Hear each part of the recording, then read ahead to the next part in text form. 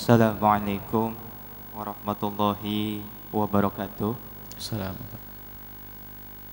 Wahai guru kami, di zaman yang sekarang ini, bagaimana cara kita mencari seorang mursyid yang kamil, seorang guru yang bisa membimbing, guru yang sempurna, di mana seorang yang mursyid kamil ini diibaratkan seperti belerang merah, di mana biasanya belerang itu berwarna abu-abu, tapi belerang ini berwarna merah, saking berharganya seorang guru ini. Dan mohon arahannya. Sekian dari saya. Wassalamualaikum warahmatullahi wabarakatuh. Assalamualaikum warahmatullahi wabarakatuh. Berbicara tentang syekh, Imam Haddad rahimahullah ta'ala, beliau adalah syekh yang sesungguhnya. Ketahuilah bahwa mencari syekh itu penting, guru. Mencari seorang guru yang akan menjadi sebab adanya futuh di dalam hati kita, syekhul futuh. Dan kadang itu tidak kita duga-duga. Mungkin orang itu adalah lebih tua dari kita, mungkin lebih muda dari kita, mungkin orang yang selama ini bergaul dengan kita. Tiba-tiba dengan dia hatiku kebuka. Cuman di dalam mencari syekh, yang perlu kita cermati adalah urusan zahirnya saja, bukan urusan batin, karena engkau tidak tahu batinnya seseorang. Kata Imam Haddad rahimahullah ta'ala, kalau seseorang benar-benar sungguh-sungguh mencari seorang guru mursyid, kalau seandainya secara lahir tidak bertemu, maka ketahuilah guru mursyid sudah Allah kirim ke dalam pintu rumahnya, di dalam hatinya Allah akan menemukan. Jadi dari hati yang tawadhu perlu seorang pembimbing. Ini adalah bagi kita yang mencari. Tapi bagi orang yang merasa jadi guru mursyid, ingat Dr. Buti pernah bercerita, guru mursyid di Syam itu jadi murid saja gak pantas, apalagi jadi guru. Perilakunya tidak memberikan contoh yang baik, lihat maunya aneh-aneh tok. Kami berkata di Syam, di Indonesia insyaallah wallah alam lebih baik insyaallah. Itu di Syam, beliau cerita di Syam. Kadang tidak punya ilmu, bapaknya meninggal dunia langsung naik pangkat jadi guru mursyid, tidak mengerti ilmu kemajuan, masya Allah. Sebab seorang mursyid ayyakuna aliman bi furu'i syariati, di samping akidahnya benar, dia mengerti furu' syariah. Tidak mungkin menjadi seorang mursyid kalau dia seorang bodoh. Mursyid itu memberikan petunjuk, bimbingan bagaimana orang bodoh. Bukan gara-gara bapaknya mati langsung naik pangkat, itu bukan mursyid itu. Mursyid harus alim dia.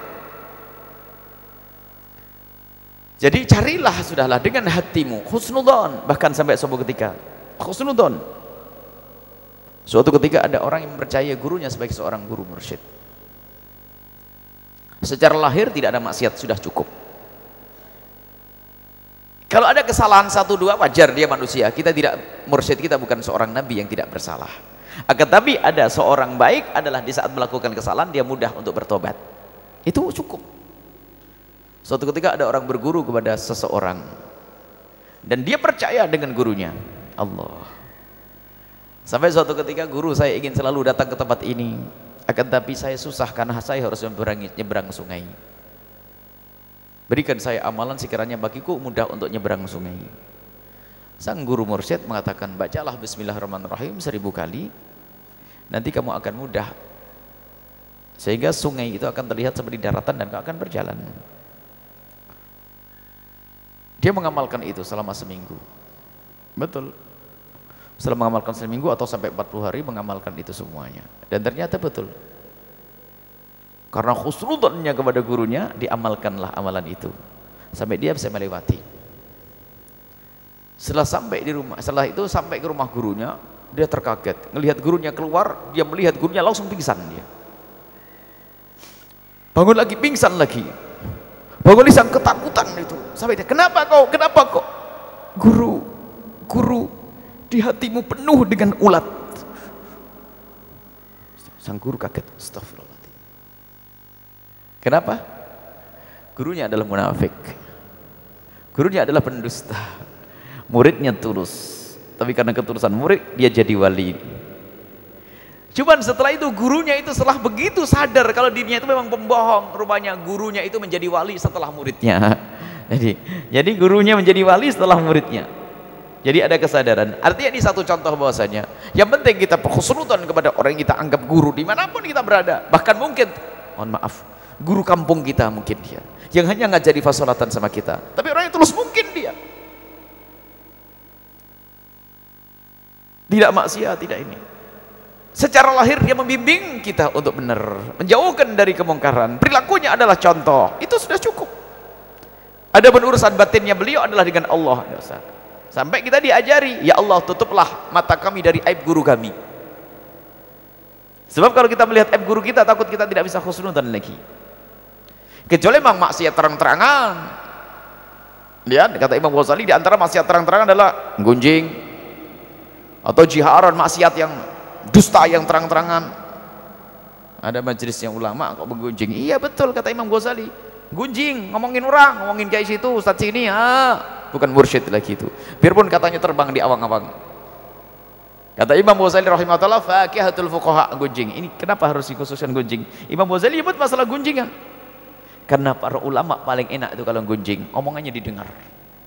Sebab nanti ada bab dalam urusan hadis al-jarh wa ta'dil. Ada dalam pembahasan ilmu hadis adalah menilai ulama, ini pantas tidak diambil ilmu hadisnya, kadang-kadang berkembang menjadi penggunjingan. Kalau tidak hati-hati. Sehingga ini bisa saja babnya gunjing, si fulan begini, si fulan begini, si fulan begini, si ini begitu. Manu fitnah. Sehingga itu berangkat dari kedengkian, la hasada ka hasadil ulama, tidak ada kedengkian melebihi daripada dengkinya ulama habis-habisan. Dan itu selalu kami ulang-ulang. Tujuannya apa? Biar kuping saya itu dengar. Bukan untuk orang lain. Ini loh kuping ini loh, biar tidak gunjing. Kadang pun kita sering dipancing di majelis, Buya, Ustadz ini gimana? Jangan ngajak saya masuk neraka. Stop. Saya tidak pernah kenal Ustadz itu, saya pernah dengarnya. Sering tadi majelis diajak ngerasain Ustadz. Tidak, saya tidak mau ngomongin orang. Amal saya sedikit mau dihabisin gitu, tidak selesai. Kalau majelis saya majelis gojek bubar, tinggalkan majelis ini biar selamat semuanya. Sebab kalau atas nama Ustadz kan bisa ngajak macam-macam. Lihat, kalau sudah saya ajak gonjeng, siapa yang mau nolak? Oh, takut sama jubahnya kan? Ini tahu enggak Ustadz itu gini loh ya,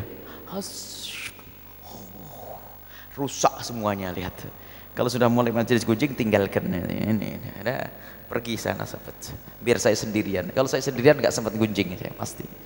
Nah, sebab kalau anda tetap sama saya, anda bagian dosanya sama dengan saya yang gunjing ya. Sebab orang kalau sendirian nggak akan gunjing. Coba di kamar sendiri sama tembok gunjing itu, tetangga tuh kurang ajar, nggak ada. Gara-gara ada anda maka saya yang gunjing, maka tinggalkan saya. Ini diantaranya Syekh Mursyid sangat menjaga hatinya, bahkan selalu merasa bersalah terus.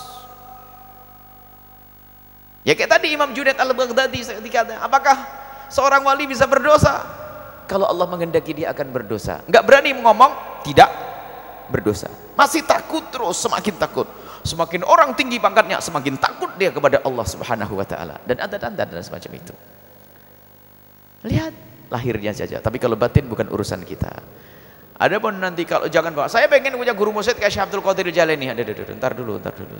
Hatimu yang menjadikan mendapatkan guru mursyid adalah dari hati yang husnudzon. Selagi tidak terlihat, sebab suudzon itu tidak boleh kepada siapapun, termasuk kepada guru. Kalau kita dengan guru tidak boleh suudzon. Kalau kita melihat kemungkaran pada guru, berangkat dari husnudzon. Kalau guru, kalau anda menganggap, contoh ini, anggap kita kan saudara, bukan sampai guru murid di sini, kita hanya sahabat. Kalau anda menganggap saya guru, anda harus husnudzon kepada saya, sebatas saya melakukan sesuatu yang masih mungkin ditafsiri baik. Tapi kalau saya melakukan kemungkaran secara terang-terangan, tidak boleh suudzon, tapi husnudzonnya berubah. Tidak boleh suudzon tapi apa? Ingatkan saya. Nggak ada suudzon itu ya. Ada suudzon, tidak ada ajaran. Anda kalau mencintai mengingatkan, assalamualaikum Buya, kemarin saya ngelihat Buya di sana kok, di sini kok. Ini ingatkan, tanda cinta. Tidak ada. Husnudzon nggak boleh berubah jadi suudzon. Husnudzon harus, tapi setelah itu melompat. Kalau betul-betul kemungkaran, mengingatkan, berubah jadi gunjingan di belakang neraka juga. Itu setan juga yang ngajak. Makanya kita tidak mau diajak gunjing guru-guru, dia yang mulai tidak sudah. Kalau ente kenal dia, ayo kita datang, kita tanya, kita ingatkan kalau dia salah. Sebab berguru itu luar biasa. Itu tadi, ini perumpamaan, ini bukan guru, ini saudara, anta akhi billah, ini saudara saya. Kita sama-sama, yuk kita belajar dari Imam Ibn Athaillah As-Sakandari, kita belajar bareng nanti sampai kepada Allah Subhanahu wa taala. Kalau ternyata Anda sampai duluan, tarik saya. Ayo Buya ikut saya ini. Anda harus bersyukur, kenapa? Yang ngasih tahu Buya, tapi saya sampai duluan. Nanti Buya bawa nanti, cepet ya. Karena yang ngasih tahu saya kan tadi. Yang ngasih tahu saya. Tapi kok sampai duluan, bawa saya nanti. Bukan berarti saya harus sampai duluan. Di sini yang duduk di sini itu bukan karena lebih hebat. Dikatakan masyayikh, kibar masyayikh mengatakan, kalau aku harus termasuk Dr. Muhammad Said Ramadan Al-Buti. Kalau ternyata aku suatu ketika, subhanallah tawaduknya orang. Kalau suatu ketika aku bisa ngomong fasih yang bisa dipahami oleh orang, enak didengar. Khusnudunku adalah apa? Karena di sini ada orang yang pemahamannya lemah. Karena pemahaman Allah cinta kepada orang tersebut, maka jadikan lisan saya fasih, bukan karena saya punya kelebihan. Loh gitu. Jadi nggak sempat dia menyanjung dirinya, tuh nggak sempat. Kalau tiba-tiba maksudnya, kalau saya tiba-tiba ngomong enak, ngomong baik, berarti yang baik Anda. Apa? Anda bagian denger. Karena Allah sayang kepada Anda, jadikan lisan saya fasih, bukan karena kelebihan di saya. Itu loh, Dr. Buti ngomong gitu. Nggak perlu ngomong siapa dulu nih. Terpukau, menangis, geleng-geleng kepala. Bukan itu. Baik, semoga Allah menjaga kita semuanya. Bangun saling cinta karena Allah. Cari guru dimanapun berada. Cari guru dan cari guru, maka ketahuilah Allah akan mengirim guru mursyid di depan pintu rumahmu kalau engkau mencari guru. Dan tidak diduga-duga. Semoga Allah menemukan kita dengan guru-guru mulia. Dan ketahuilah guru kita sesungguhnya adalah Nabi Muhammad, maka guru kita pun yang sambung dengan Nabi Shallallahu Alaihi Wasallam. Ketemu harus guru. Ada guru lahir, carilah guru lahir dulu yang ngajari syariat lahir dulu. Nanti akan ketemu guru batin. Guru lahir adalah ngajari halal, haram, tidak boleh, ini itu dan sebagainya. Pendusta. Kalau kita punya guru ngajari gak beroh, gak apa-apa. Kita makomnya lain. Gak apa-apa, saya makomnya lain. Wah ini awas, ini bukan guru, ini iblis itu, pakai baju, pakai jubah itu. Kalau saya minum minuman keras, hukumnya nggak usah berkata kalau bagi saya mah lain, sudah berubah jadi air. Cambuk dulu baru dikatakan wali. Nggak ada wali aneh. Nggak ada wali aneh, kita harus wali syariat. Baik, semoga Allah mengangkat kita menjadi waliullah. Ibu-ibu, bapak-bapak yang sudah ketemu Nabi SAW, tidak usah banyak cerita. Saya titip salam saja sudah. Biar saya dibawa nanti sudah. Anda mungkin, kami yakin ada beberapa orang yang ketemu Nabi SAW. Dari para yang cerita, titip antara engkau dengan Allah. Cuman saya pesan, kalau ketemu lagi saya titip salam untuk Rasulullah SAW. Titip salam Bu ya. Mau ketemu Nabi Muhammad. Salamin saya nanti saya ketemu ya Pak ya. Salamin ya Nabi SAW. Ini saja, wallahu a'lam bissawab.